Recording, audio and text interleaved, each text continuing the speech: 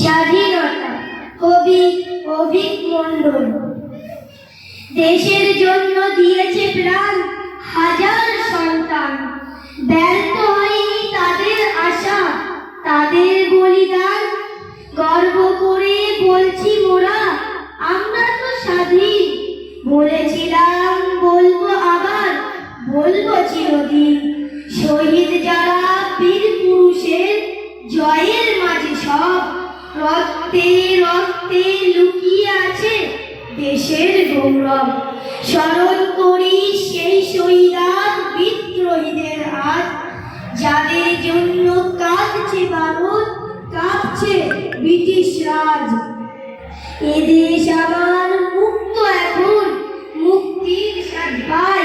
সবে মিলে গর্ব এদেশ, চলুন হাত মিলাই। গেরুয়া সাদা সবুজ মিলে অপূর্ব সংমিশ্রণ। স্বাধীন মোরা গাইব আজি বন্দে